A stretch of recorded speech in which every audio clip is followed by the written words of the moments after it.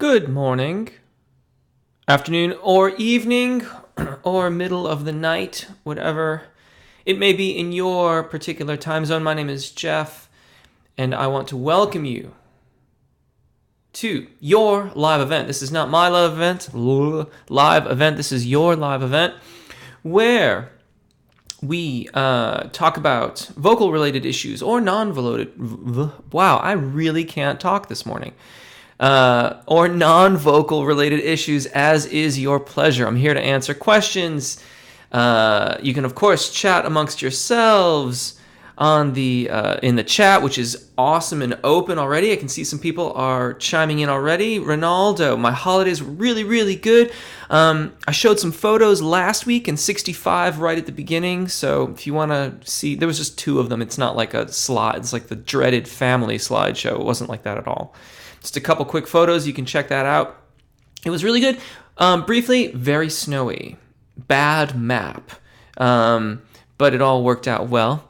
Mrs. Webster, welcome. You're on Route 66. Happy 66th episode. Okay, so you're not literally on Route 66. We're here on Route 66. That's right. Had I thought about that in advance, I might have prepared that song, but I did not. But thank you. That's a very, very cool and apropos observation. And Karuka, hello, and hello to you. David Walsh, good morning. Hope you are well. Any thoughts on what covering means for tenors? I hear everything from vowel changes to larynx changes. That's a really interesting question. And I do have some thoughts on that, which I'll share once I say hello here. Ross McHale, hello to you. Nikura, breathe quietly. Wise R187, hello to you. Satwik, I am so happy to see you live again. Thank you. Welcome. Congrats for your work. Thank you very much. Adrian, Tadeus, hello.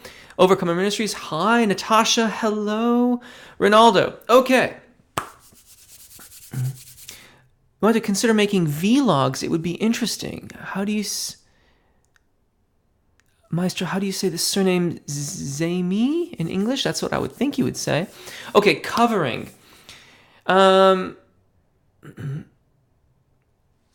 Very interesting question. I usually think about that as a preponderance of what you might call, it used to be called a legit tone. And what it really is this preponderance of cricothyroid activity, not necessarily in an appropriate range. So what you get is this, instead of getting what I would call an aligned vowel sound, you get covered where you're getting more cricothyroid resonance, even though it's not really appropriate here in this range.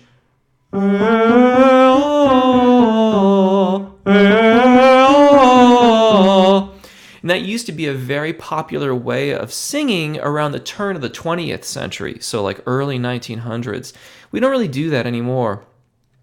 Though it can kind of be okay above, like when you're in the zona de passaggio for certain effects. Like if I were to do that here, it can be kind of a cool affectation. You get a little airiness in there too if I don't do it particularly well adducted. And it can be kind of a softer, gentler way of using some of those higher notes. But I would suggest you work towards alignment before you start experimenting with that too much. There was a question about breathing quietly. How do you breathe quietly? To breathe quietly, we have to learn to breathe with release. The vocal folds have to be allowed to open naturally. If you breathe with a gasp, what you're doing is you're engaging the musculature around the larynx, and then you get that air dragging over the vocal fold as it enters the lungs. When I work on this with clients, usually if we focus entirely on the sound of that gasp, we're missing the point. The point is that there is some type of inconsistency, or there isn't good coordination on the expansion and engagement of the muscles that are required to take the air in, mostly those that keep the ribs expanded laterally. So if you focus on your expansion, And I'm taking a breath in between each of those short notes. If you focus on retaining that lateral expansion and the short note, short breath, you can learn to release the vocal fold.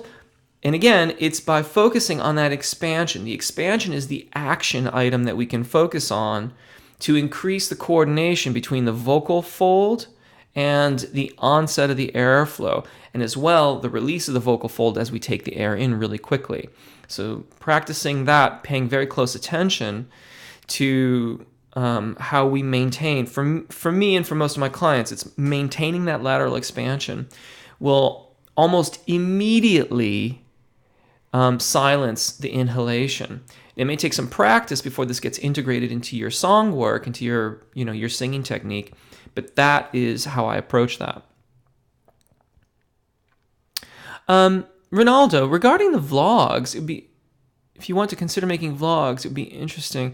The thing, I kind of thought I was doing that already in a way. I'm not sure. Maybe I don't know what a vlog is. It's sort of like a video log. And in a way, I feel like the live events and the videos on YouTube kind of satisfy that. But if you think that there's something that I could add to the overall experience on the channel that, a vlog would satisfy, please tell me what you're thinking. And hello and welcome to you, Mrs. Webster. Overcomer Ministries. Where am I from? I grew up in Michigan. And, grew up in Michigan. I moved to California many, many years ago now. I moved to England for almost 4 years, and now I am back in California.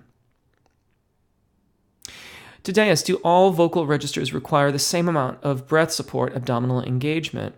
No, they don't, but the differences between the various registers are much more minimal than we typically make physical adjustments for.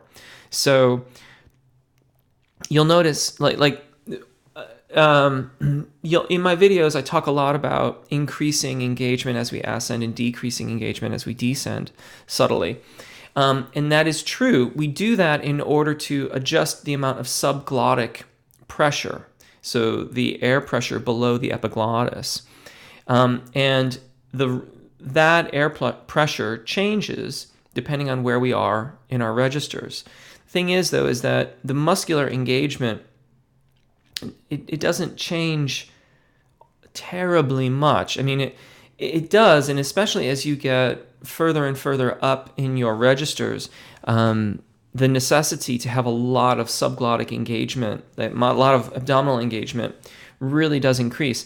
But if you have good lateral expansion, you will find that the overall efficiency of the engagement of your rectus abdominis muscles and inner and outer oblique muscles become much more efficient. So you won't need quite as much as you would before you adopted your lateral engagement. Good afternoon, morning to you all, and good afternoon to you. Mrs. Webster at Tadeus. Natasha, I wanted to ask, what is the difference between screaming and belting? That is an interesting question. I suppose that there are probably there are many, many different spectrums. Those who insist that belting is a viable and sustainable method for singing would say that they are entirely different. Others would say that they are the same. I'm somewhere in the middle there, in that screaming, if you're just screaming, you probably have a certain amount of abdominal engagement, but you're not necessarily giving it any conscious thought to how much is appropriate or inappropriate. In other words, you're just using brute force without any consideration at all for how much brute force you're using. In belting, if you accept the notion, which is the notion that I accept in the school of thought that I study and am from, if you accept that belting is the continued engagement of the thyroarytenoid dominant singing voice, your chest voice, ascending into the zona de passaggio and as much as a major second above the secondo passaggio, then you're controlling the amount of engagement, so you are giving it some conscious thought, and you are trying to keep at least some amount of balance of phonation, but you're not allowing the cricothyroid dominant singing, you're not allowing the cricothyroid muscles to elongate the vocal fold, so you're not taking the benefit of that elongated vocal fold. Even that, you will find that there are some instructors that will contest that notion as well. But there you have it. There's unfortunately a lot of, or maybe it is fortunately, there's a lot of differing viewpoints and a lot of differing opinions on belting and what it actually is, and how it's used and whether it's truly viable long term. Your experience may vary. I don't necessarily steer people away from it entirely, but I do think that it's wise to stay within a major second of the secondo passaggio on the top end so that you're not inducing too much fatigue. And that you learn to incorporate smooth transitional technique into your singing as well so that you have choices. It's about choices. Yeah, I'd say that's about right. Pro Audio Rev 2D, hello Giuseppe. Stephen Kaplan, aloha, and aloha to you. Welcome from Hawaii. Overcomer Ministries, how do I get my middle voice stronger? It depends on what you mean by your middle voice. If you mean the area of the zona di passaggio, then focus on release and engagement such that you have good airflow and good resonance. The increased resonance will make it match your chest voice more closely, and as such, it will be stronger. Willie Shorter Jr., hello. Hello to you. Robert Tatler, hello, Jeff. Love all your videos. Thank you very much. You're always so chill and happy, and I've been doing your lessons and warm-ups for about a year. I've noticed a huge improvement. Thank you. I'm not always so chill and happy, truth be told. I have my moments, but I try to bring like a happy, chill vibe to the channel and especially to my live events. And quite frankly, like I really, really do enjoy what I do. And even if I start to, even if I'm not feeling, like you can find live events, I couldn't tell you which ones, but you can find some live events where I'm not really feeling all that awesome. And by the live event, I'm gesticulating and doing all this stuff, and I'm going on and on and on, and I'm really having a good time because I really do enjoy teaching. I really, really love the questions and interacting, and singing in general, and music above all things, I guess. In terms of my professional world, I'm not talking about like my wife and family and stuff like that.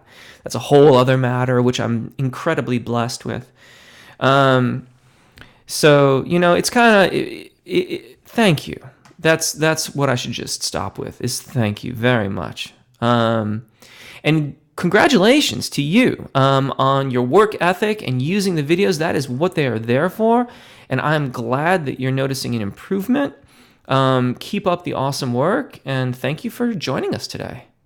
Today I said, Mrs. Webster, Robert Tadler, question. How do I know when I'm warmed up? I often want to keep warming up and keep warming up. How do you stop yourself and hold back ahead of the gig? Okay, so there's two ways to think about this. And my suggestion to you is, and this isn't particularly scientific, the scientific aspect of it comes on the other side of it, which is set an arbitrary stop point. So say like, okay, my repertoire requires me to go over the secondo passaggio, so I need upper register. I need upper register warm up as well. I want to warm up for 20 minutes. And I know that, for example, the diaphragmatic warm up, which I recommend people check out because it does incorporate so much of breath technique into the warm up. I think the male vocal one of that's about 23, 24 minutes or something like that. So close enough to 20 minutes. So I'm going to do that and that alone. And I'm going to sing a few songs and then I'm going to hit the stage. And then observe the results. See how you try to notice how you feel. Try to notice how your voice feels. Do you truly feel warmed up? If you don't, then ask yourself, is it the amount of time, or did I not adequately warm up the registers that I use on my gigs? And observe, and it becomes a bit of trial and error. But, you don't have to do this necessarily on a gig. You could start cold and take your most recent gig set list and do your warm up, and then start running down your set in your practice time and notice how your voice feels, notice how you feel, notice how your mind feels. And then, you only have to do like 2 or 3 songs, because usually once you're past 2 or 3 songs on a gig, the gig itself is starting to warm you up and you're getting accustomed to the environment, and then things tend to smooth out anyway. So try to notice how you feel in those first couple songs, and then make some adjustments to your warm-up and do it again. Knowing also that it may change depending on the season that you happen to be in, or the mood that you might be in, or how much singing you've done that week in general. Pardon me. Today I did my exercises completely different. I decided to lay down instead of stand, walk, sit.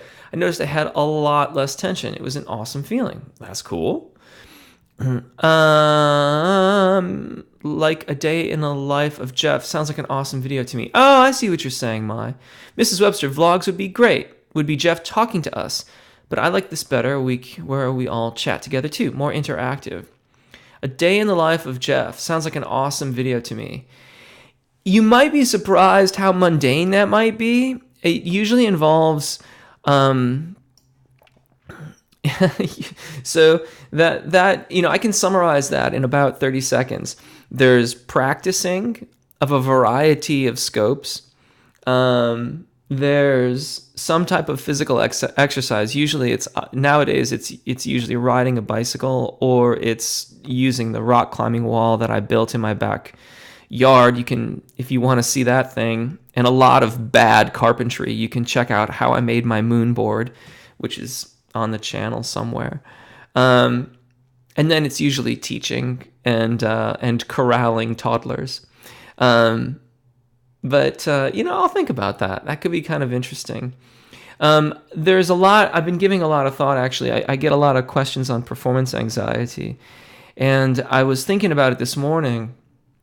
And if I were going to do a vlog, I think I would probably address it more in that direction, because what I'm coming to realize is that performance anxiety, as I relate to it, is not something that I deal with at the gig. It's something that I deal with every day.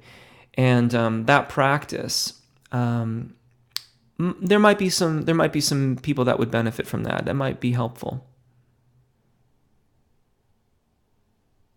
Yes, and I like that too, by the way, Mrs. Webster. The interaction is really, really fun.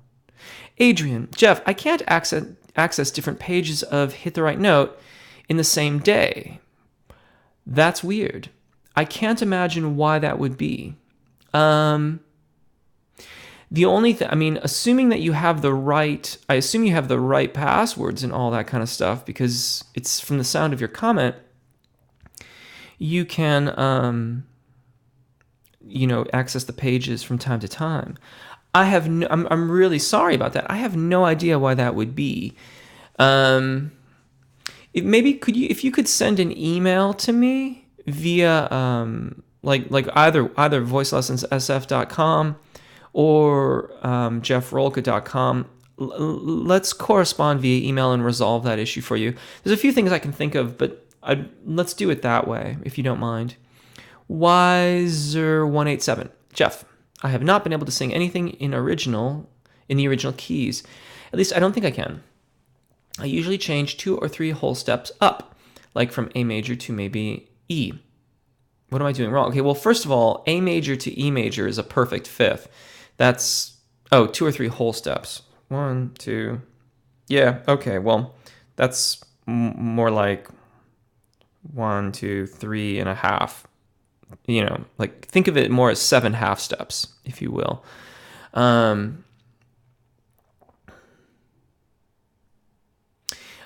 It may be that I don't know what you're doing wrong, because I've never heard you sing. At least, as to my knowledge, I've never heard you sing. If you're picking stuff that's too low for you, well, it's too low for you. And so you're adjusting it in order to be able to sing it. If you have a very low voice and you're singing things that are too high for you, by moving it up and then singing down the octave, it could come into a very comfortable range, which very frequently happens to low male vocalists. But I don't know even if you're male or female. So you can perhaps chime in with a little bit more info, and I might be able to point you in some other directions. But just off the top of my head, those are the two things that kind of come to mind. Ronaldo, search about vlogs, Maestro. Yeah, that's kind of what I was thinking, is like I need to actually understand what a vlog is. If you like, you can add vlogs in the channel to make it more popular. Anyway, I love the staccato video. Excellent.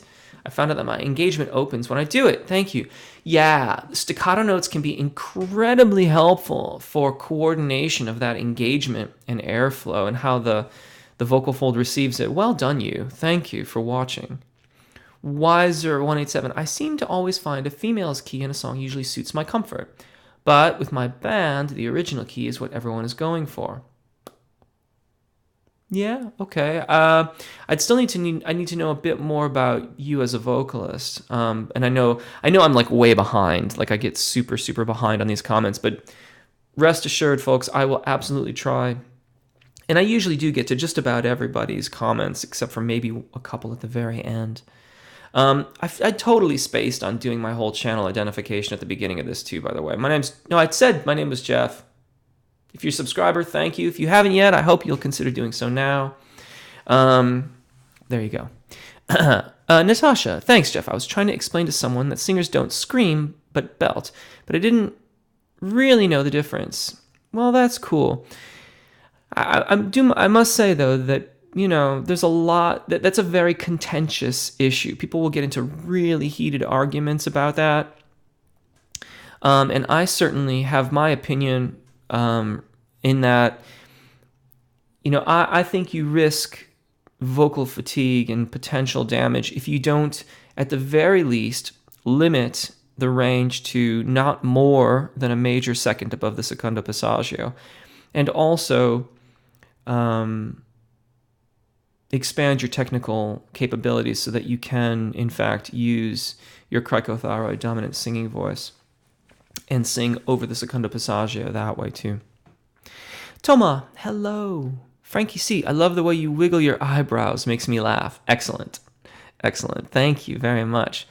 Yeah, you know what? Gotta say, I'm trying not to do, I'm like very self-conscious about like wiggling my eyebrows, and I can sense it. I don't think I do it quite so consciously as I am right now, but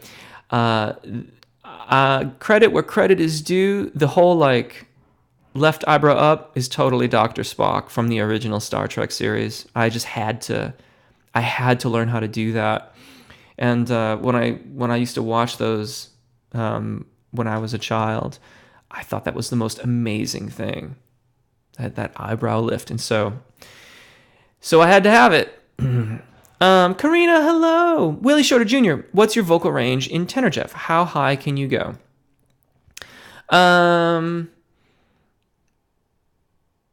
Fairly reliable to C5 and D5. If I'm practicing and for some reason I feel like I want to, I can sing F5s. I've sung G5s before, but I don't make a habit of it. It's not something I work on. My thing, like the thing that I want more than anything else as a performer, is to have as seamless and absolutely seamless transition over the secondo passaggio, and the ability to articulate any of the notes in that range from like C4 to A4, it just in any of a myriad of circumstances. So that's where I spend most of my time practicing. I don't really spend a lot of time practicing up in the whole C5 area. Mrs. Webster at Robert Tatler, chillin' happy. Karina Chen, how can I improve my clarity in tone? Without hearing you, I can only guesstimate what might be happening, but I suspect that there's too much nasal pharynx resonance in your voice, and it needs to be balanced more carefully between the pharyngeal resonance and mask resonances. So if you think about, as you're singing your vowels, and this is also, I'm also assuming that your vowels are in alignment, which I do not know for fact. But assuming that your vowels are in alignment, the clarity of tone will most greatly be enhanced by making sure that the resonances in the oral cavity are balanced. If it's too dark, then there may be too much pharyngeal resonance. And if you imagine the tone of your voice sweeping from sort of like the upper rear of the oral cavity all the way up beyond your forehead, and then take that, imagine that point being inside your mouth. Where you want to try to conceive of that sound being directed is more at the point where the hard palate and soft palate meet. So imagine that sound sweeping forward towards that intersection of hard palate and soft palate, and see if that begins to bring out a little bit more of the singer's formant and the clarity in your voice. If it doesn't, then there may be something else happening, or the vowels may not be aligned properly. And if that's the case, then you're only going to ever get partway there. It all begins with vowel alignment. Toma. I have a question. How to avoid pushing too much air on higher notes in the mixed register, and how to avoid it while belting?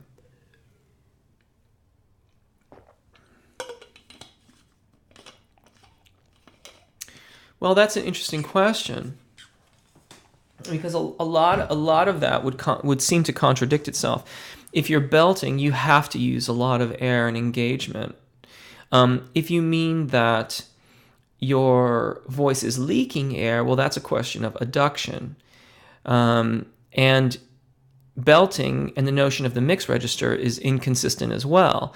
The definition of belting is that the thyroarytenoid muscles are increasing their engagement as you ascend, such that the cricothyroid muscles are not elongating the vocal fold. If the cricothyroid muscles are not elongating your vocal fold, you're not in the mix register. You might be there in terms of tessitura, but you are not there in terms of your vocal fold configuration. In order to be in the so-called mix, the cricothyroid muscles have to be allowed to elongate the vocal fold. So I'm honestly kind of at a loss as to how to address that question, because there are quite a few contradictions in it. And furthermore, the last thing in the world that you want to do when belting is to abate your airflow too much. If you mean that if you're gauging your length of phrase, if what you're suggesting is like, well, I must be using too much air because I can only sing short phrases, then you need to address the efficiency that you're forming your vowels with. The efficiency of the vowel formation will have a greater impact will probably have the greatest impact on how much air you are using. Again, that being said, as we ascend, we're going to use more air. Mrs. Webster at Karina at Mrs. Webster. Yeah, welcome, Karina. Mrs. Webster at me. Yeah, I like what you said about dealing with the anxiety every day. I can be cool before going to audition, hit or miss at the audition, but it's after where I melt into a mess. Honestly, that's I'm kind of willing to accept that personally. Like if I kind of, have some issues afterwards, although that being said, that can be rather uncomfortable too. And we don't want that. Well, I will have to give that some thought, folks. I will absolutely have to give that some thought. Karina Chen, can you do a video on different types of onsets? Yes, I can. And I believe, Karina, if I'm not mistaken, you're the person who also wanted the video on chromaticism, which is still on my list of things to do. It has taken me longer than I would have liked to decide on to decide on a piano tuner. And now that I finally decided on a piano tuner, I haven't been able to get an appointment until August 25th. So still got a little over, like almost 2 weeks to wait before the Yamaha is going to get tuned. And then I can start thinking about, a video on chromaticism. But right now I'm kind of uncomfortable with the intonation on the instrument. Karina Chen, yep, I have performance anxiety every day too. Yeah, I can dig it. Overcomer, do you do lessons on Skype? Where should I go to sign up? JeffRolka.com, you can use the contact sheet there, or you can get in touch with me via voicelessonssf.com, and then we can sort through all the details. Mrs. Webster, high five for nerd cred. Thank you. I'm a Trekkie too. Hey, request, can you do a how to sing video for the classic Star Trek theme? Yeah, you know what? The thing about that, okay, so hold on a second, Mrs. Webster. Are you talking about it as a vocalise? What is it? I think it's a major seventh, right?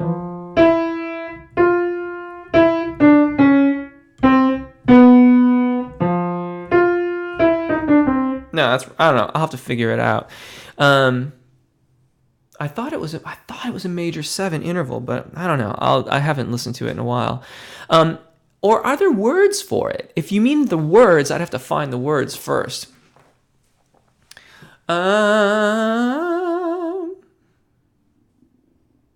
Wise R187. I'm a male with a very low voice. I lack head voice. I've heard that I sing the way I talk, and I shouldn't. And thanks, Jeff. Anything helps. I've been following you for over a year now. Big help so far. That's awesome. Well, thank you very much for following. Yeah. Okay. So if you're moving it up, if you have a low voice, then I suspect what you're doing is you're moving the keys up to then sing down the octave. And honestly, you're gonna have to figure out the head voice thing in order to sing those tunes in their appropriate keys. If you're only moving it, well, it depends on whom you're singing. The fact of the matter is that in the pop genre, and of course, I'm gonna make a generalization. So by definition, generalizations are inherently wrong. So just, I understand what I'm about to say, and I know that there are going to be 1,000 exceptions to this rule. But in terms of most popular tunes, the range, the actual tessitura that male and female vocalists are singing in is almost identical. So if you look at so don't judge me on the example, but if you look at that Miley Cyrus Wrecking Ball video, by way of example, if you look at her vocal range in that video, and then look at, and again, no judgment here, but I was listening to Death Cab for Cutie yesterday. Ben Gibbons, I believe, is the lead vocalist and writer's name in that. Their vocal, the range that those songs are in, are almost identical. Granted, Death Cab tunes will occasionally go down a little bit lower, but the choruses and the vast majority of the verses are going to be right in that similar range to Wrecking Ball. And so moving it up, those 7 half steps, give or take, then means that you're going to be able to sing it down an octave pretty effectively. So the thing to do here is to address, if you're singing the way you talk, then you're not probably aligning vowels and you're not using a sustained airflow. That is going to absolutely prevent you from using your head voice. Vowel alignment and modification as we enter the mix range, or as I prefer to call it, the zona de passaggio, is an integral aspect of upper register technique. In order to do that, you have to address your airflow. This will also have the effect of making you sound more like you're singing in your thyroarytenoid dominant singing voice, your chest voice. So start with your airflow. Start with getting airflow and vowel alignment in your normal, comfortable range. Keep it super, super comfortable. And then begin to explore expanding that range with the how to sing in head voice videos or the how to sing high notes videos for male vocalists. Sir Marcus, does it take greater airflow for lower or higher notes, assuming the loudness is the same? Okay, that's an interesting question. In that it contradicts what I consider to be an integral part of proper technique for upper register singing, which is that as we ascend, our voices are going to naturally get slightly louder. We don't focus on volume as a solution. Getting louder isn't the solution. The volume is a natural consequence of the well-aligned vowels and the appropriate subglottic pressure, airflow. Okay, subglottic pressure and airflow. They're not exactly synonymous, but airflow is the common way that we refer to it and think of it as. The thing is, though, is that it's more appropriate to talk about it in terms of subglottic pressure, because as we ascend, the subglottic pressure needs to increase in order for the vocal fold to remain flexible enough to adjust to the registration shift. The actual flow of air, though, while it does increase, it does not increase that significantly as compared to the subglottic pressure. So the answer to your question is that yes, there is a slight increase in airflow, but that would be accompanied with an increase in volume. If we abate the volume, in other words, if we try to keep the volume the same across the various registers from low to high, then in fact, we're going to have probably more similar airflow, but it won't necessarily be appropriate for consistent phonation or consistent sound as we ascend. Lot of like voice teacher speak in that. If that needs like clarification, please let me know. Okay, awesome. Natasha, when a person belts, do they go higher or louder? Okay, well, interesting. Okay, higher. Okay, so what belting is thought to be, and considered by some, to be a technique for singing higher notes. In the school of thought that I am from, what belting is a commitment to the thyroarytenoid dominant singing voice, or the thyroarytenoid muscles as you ascend. What that means is that the chest voice muscles are pulled higher and higher and higher, and the cricothyroid muscles are not allowed to elongate the vocal fold. Even if you wanted to, it would be rather difficult to allow them to do so, because when the thyroarytenoid muscles are so engaged, they are typically much stronger than the cricothyroid muscles, and the cricothyroids won't be able to make that elongation occur anyways. So usually when one belts, the notion of it is on higher notes, and it is usually louder because of the airflow and the force that you're using. Hey, remember before your vacation we talked about the Per Bristow method?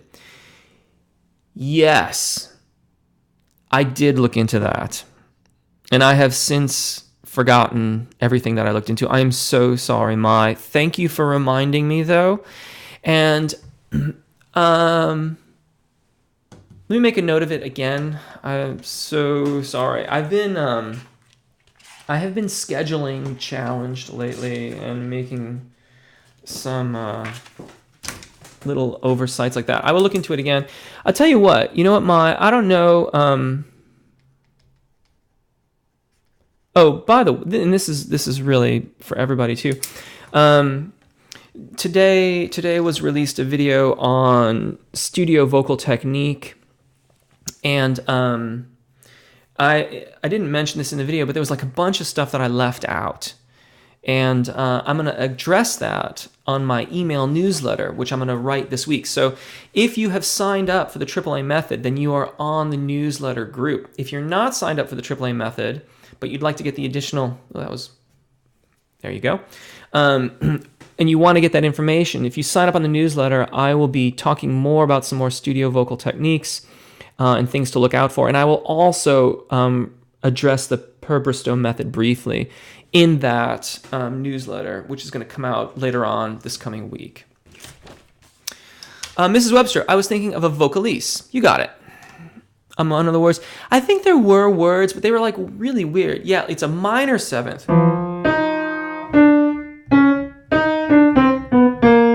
Yeah, that's like I think that's the second phrase in it because it has that augmented fourth. Giuseppe's retracted is Toma. One more thing about belting: does the airflow while belting in high chest differ from belting in the mix? Well, again, if you can't be in the mix if you're belting purely from a registration event, and G4 to B flat 4 isn't that concept of mixed voice is inconsistent with my definition, the way I think about it, because the zona de passaggio is what is considered to be mixed voice, where we're making the transition from thyroid dominant singing to cricothyroid dominant singing. That's what the mix is. Above the secondo passaggio, which is frequently referred to as mixed voice, but I find that confusing because it takes away a register of our voice. It removes the secondo passaggio. If we're supposed to say that everything from the primo passaggio to B flat 4 is mix, then we're missing out an aspect of our technique. Above, that area, the G4 to B flat 4 is cricothyroid dominant singing, also referred to as head voice. Head voice is often misconstrued to be falsetto because it is often executed incorrectly, so that it's not consistent with the sound of the thyroarytenoid dominant singing voice or chest voice. So there's that statement is hard to unpack, but suffice to say that again, like we can't. The notion of belting is inconsistent with the notion of mix. If you're belting, then you're not mixing. You're not allowing the cricothyroid dominant muscles to elongate the vocal fold. Karina Chen, please explain more about alignment of vowels. I am not sure whether I'm understanding it. Of course. Yes, it does mean to sing in the pure vowels, but it means that when we do it, they line up. They sound similar.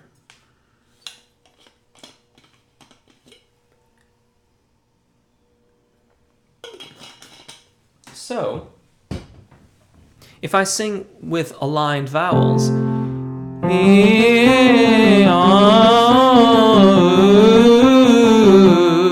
consistent tone, consistent volume across those 5 vowels. If they are out of alignment, then what's happened is I'm kind of letting the way I might speak influence the way I'm singing.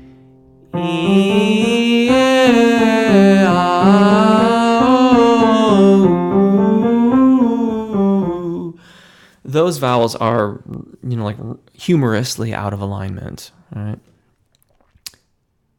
Jeff, how to track our voice when we sing in live and in studio? There are particular aspects to put attention, or is better to sing without thinking of anything? Strange question, maybe. Not at all. An awesome question.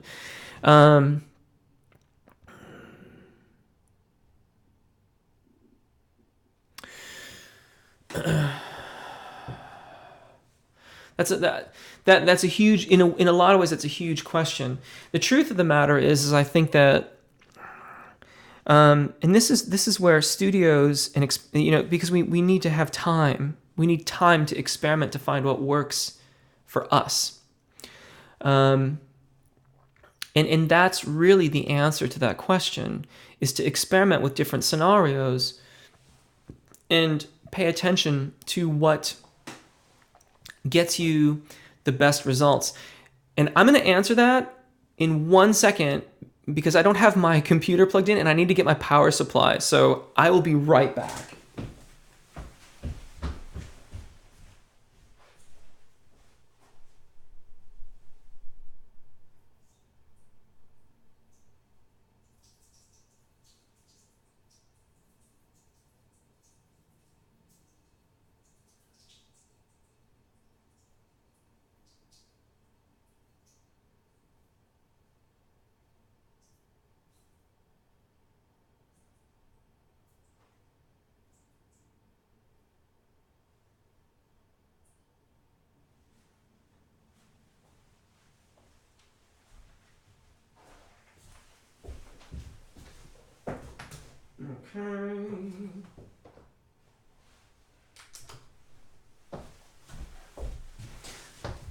All right, sorry about that, folks. 66 live events before I had to do something like that. Anyways, okay, so when you're in the studio, let me I submit myself by way of example. I have tried tube condenser mics. I have tried this mic, actually. This is a Shure KSM32. This was the first large diaphragm condenser microphone I bought for studio applications. I've tried, U87 AIs. I've tried TLM 103s. I've tried an AKG 414, which, by the way, the reason why I don't have my 414 is the thing burned out, so I have to get that repaired. I've tried KM 184s kind of in an overhead position. I've sung with pop filters in my face. I've sung with reflection filters around the microphone, and I've tried various microphones. I've tried different preamplifiers. So like I've tried a Neve 5012 preamp, and I've tried an Avalon 737, and I've also tried API. What are they? I think they're VP126 API clones. I actually made those myself. I soldered it all together. Before I settled on what works best for me right now.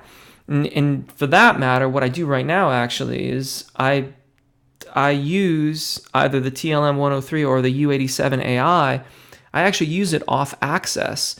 And I don't use a reflection filter, and I don't use a pop filter either. I know, huge studio no-nos, right? But I sing with it off axis, and I sing through the field so that I can have my eyesight be much further than the microphone. For me, I find it very difficult to have all of that right in my face and still sing past the microphone, to have a longer view on things. And when I have a mic off axis and I can sing through the field of it, it works really, really well. I have to be very careful about my technique on plosives because it's off axis, so it's a little bit more difficult for me to pop the diaphragm, but it can still be done. So I have to be mindful of those things, but I find that to work best for me overall. That might not work for you. You might find that having a pop filter and the thing right there is perfectly fine. That's great. If it's not, then try something new. In terms of trying equipment and things like that, obviously you don't necessarily want to go out and buy all this stuff to then have to return it or sell it or something such as that. But there are places that will sometimes you can rent gear from, or you can go to studios and buy like a small amount of time before you're going to cut your lead vocals to just try things out. Or if studios are affordable in your area, or you can get a block rate, maybe you can justify spending an hour or two experimenting. In the end, though, the thing that I have found makes the biggest difference to me in the studio is my level of preparation. Thank you, Wise R187. I appreciate that. You're very, very welcome. Mrs. Webster, lots of voice teachers speak today in general. I know, which is why it helps that I can come back to it and pick it apart after your post. I learned more the second time around. Brilliant. Excellent, excellent. Yeah, and feel free to bring up questions like about these live events, like on Twitter or on the Facebook. I'm trying to be better about being in the Facebook group. So yeah, lots of voice teacher speak. Sir Marcus, is subglottic pressure related to airflow through what I believe is called closed quotient? For example, given a constant subglottic pressure, increasing closed quotient should decrease airflow. I am not familiar with closed quotient. I would have to look that up and see if I agree with that statement. But subglottic pressure is related to airflow, and we're talking about the column of air below the epiglottis. That's what I'm talking about when I talk about subglottic pressure. Oh, you're welcome, Natasha. You have a great week too. Oh, thank you, Ma. I appreciate that. Stephen Kaplan, I am a baritone, need help with making sounds in the A2 to F3 range brighter, with more presence. I could not hear you. Okay. So vowel alignment and mask resonance are now friends. Okay, we need to you need to befriend the notion of the mask resonance. What I mean by this is, let me see here, A2 to F3. Okay, so there's only so much of that I'm going to be able to demonstrate. Actually, no, that'll work out really well. If I sing here,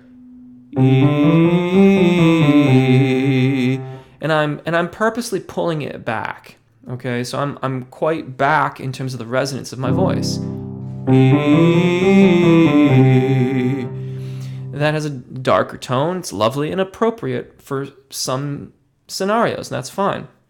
If I bring it forward and I incorporate more of my mask resonance, it will be brighter.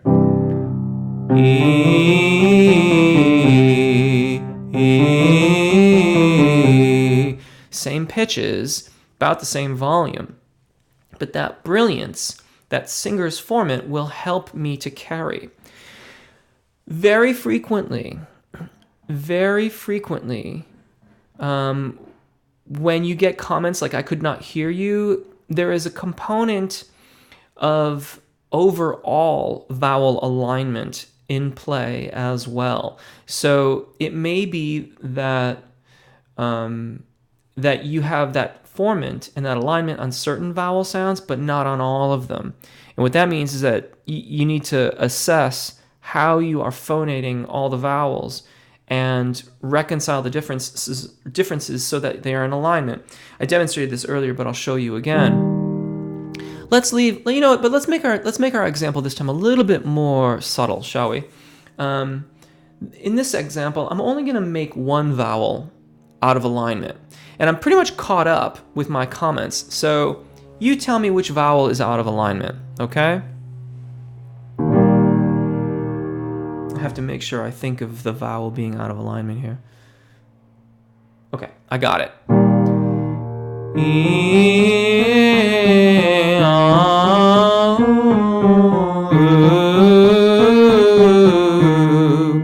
So tell me, I think I'm caught up on the comments. Tell me which vowel was out of alignment there. Pop quiz. Who knew we could do pop quizzes on YouTube? I'm like the horror story from your high school, right? Here's your pop quiz for today. I'm a male, and I was told I was a countertenor, but why is it that when I sing in my upper register, it's 20 times stronger than my lower register? Because that's how your voice works. Like, that's, every vocal fach has its sweet spot. So for tenors, the sweet spot usually starts somewhere around B3, B flat 3, and then goes up from there. Mrs. Webster, nicely done. Mrs. Webster is the first person that got it there. Nicely done. Tadeus looks like you were saying ooh, but it was really oh. So I might have to listen to that again. So that's why, baritones come into their sweet spot lower down in their range. Now, you can mitigate those tendencies to a certain extent, but your voice is your voice. Love your voice. Learn what your voice is good at and enhance those things and use it to inform how you do other things. Do you need to support in order to make your sound stronger? That's Tadeus. Yes, but not probably in the way that you... I don't know how you're thinking about that, of course, but you need support in order to have good phonation. Good phonation means that you'll have good vowel alignment. You'll be using your voice effectively and efficiently.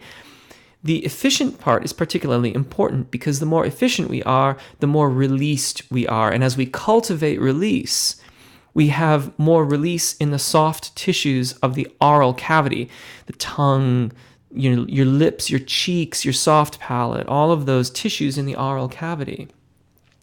Those tissues vibrate reciprocally with the vibrations that the vocal fold is creating, and as such, create a bigger and fuller and more resonant, rich, stronger sound. So yeah, you have to support. But I don't know if you were necessarily thinking about it quite like that. That's why we support to have strength in our voices. We support to have appropriate resonance to register in phonation. Mrs. Webster, this has been really great with lots of good questions. Agreed. Thank you, everyone. Please continue to discuss on the Facebook group. Sequencer, yes, thank you. Thank you. I need to remember to tell you folks that if you want to continue to interact in this group format, and I chime in from time to time, Sequencer, a global voice, is the thing. And it's over on Facebook, and you can get involved. Twitter is a good place to find me too. The best way to test mics is to go into a store that has lots of microphones. Yes, I'm going to this store in the Netherlands that basically creates mini studios for you to test mics, and that's so cool. Yeah, Leo's Pro Audio used to be the place here in the Bay Area that we all went to, and they're gone now. They've been gone for a while. It was a wonderful place to try things. I picked multiple microphones because I was able to test them live right then and there. Excellent. Giuseppe says thank you, and you are very, very welcome, Giuseppe. Bhavya, when I sing songs, I transition really quickly to my mix even when I don't want it. But when I do exercises, most of the time I stay in chest voice. What should I do? Depends on... I'd want to... I am suspicious about what's happening. And I'm suspicious about what your mixed voice sounds like. But there's a lot of reasons for that. A lot of times, there's an old saying, I don't remember where I picked it up now, I'm afraid, but the saying goes that the songs that we sing are stamped with whatever our vocal technique was at the time that we learned them. So if you learned a song before you were able to transition through the secondo passaggio or over the secondo passaggio through the zona di passaggio, then your technique on that song will probably remain the way it was before you learned how to make those transitions. And it takes some work to make those adjustments. But yeah, I'd have to know a bit more, and I'd have to know what your mix, if you really truly mean mix or if you mean cricothyroid dominant singing voice, I'd have to know if you're making a good transition over the secondo passaggio, stuff like that. And I honestly, I'd kind of want to hear it. So yeah, Karina Chen, Jeff, you are awesome. You have a great deal of experience and you share with us. We all appreciate you. Thank you, Karina. I truly, truly appreciate that. I truly appreciate it. And you are very, very welcome. And thank you for being a part of all this. It's such I love this format because we're all learning and coming up together, and sharing these experiences, observations, and the way that we phonate. Dawn Cecilia from Bay Farm. I can't quite, there's a house in my way, but I can't quite make out where you might be over on the island. Any suggestions for exercises to raise the soft palate? If you can do that, you can learn what it feels like to lift the muscles that lift the soft palate. I always like to imagine everyone that's in the chat making pig noises around the world. That can make you familiar with the way that those muscles feel. To take that a step further, the NG exercise, where you have an NG sound, is another good way to learn to lift and sustain that lift in the soft palate. However, you have to have the brighter sound. If it's dark, I guess I still have quite a bit of lift in the soft palate when I do that, but the resonance is going to end up being more of a legit tone, kind of where we started today with that covered sound. Because if I have that darker tone with that sound, I get that phonation when I release. But if I have the brighter sound, I get a more, what I would call natural mode of phonation, though of course opinions would differ on that. I hope that helps. Mrs. Webster, cool, like the pop quiz. O sounded different. Yes. One of those things is not like the other. One of these sounds just isn't the same. Exactly. Oh, Yes, Stephen Kaplan, you are absolutely right. Mrs. Webster, riffing off the pop quiz idea, would you like to create a poll of all the requests? There are so many of the videos we've asked for, and we can vote on which ones we'd like to see first. I could do that. Do you guys want me to do a poll on all the different requests? I could make one up and post a link. That'd be fine. Korean Chen, I would like to add you on Twitter. Can you give me the Twitter name you use? Absolutely. I'll just type it here. It's this. There you go.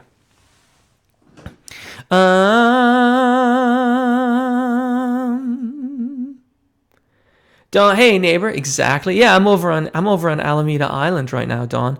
No, I can't snort. We'll practice though. Yeah, snorting is one way. What's another one?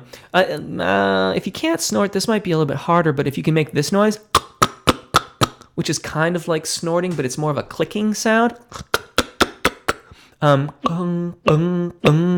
Is another way to do it. All of those noises, when you make that sound, will trigger those soft palate muscles, and you'll feel that little bit of a lift.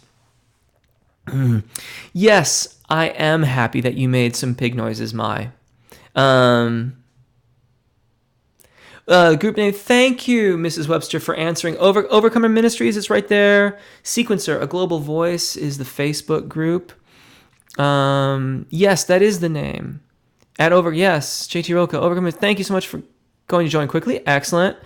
Mai, yes, poll it. Okay. Zelindor, yes. What's your question? Yeah, yes, exact. Thank you, Mrs. Webster. And actually, I'm all caught up, so I can chill out for a second here. While Zelindalore, eyes open, asks their question. I am going to wrap it up though after Zelindalore's question. Please correct my pronunciation if I'm saying that incorrectly. I'm very excited to be moving on to my third cup of coffee today. Still waiting on Zelindalore's question here. This is a rare occurrence when I'm waiting for a question. That hasn't happened in I think the last time I remember that was when I was briefly in Paris over a weekend. Oh, well, here we got Overcomer, since we're waiting anyways. I can't do a lip trill to save my life. Please help. Okay. Okay, so first of all, do it with your hand here.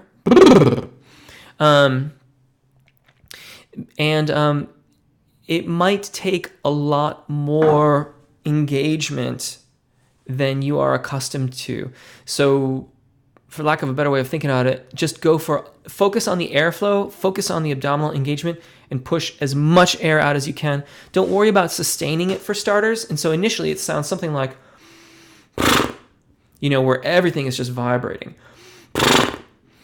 And then, even then, still stay cued into the muscle engagement. Okay, forget about the lips. Focus on the muscles and try to sustain it for a little bit longer. But take it in stages.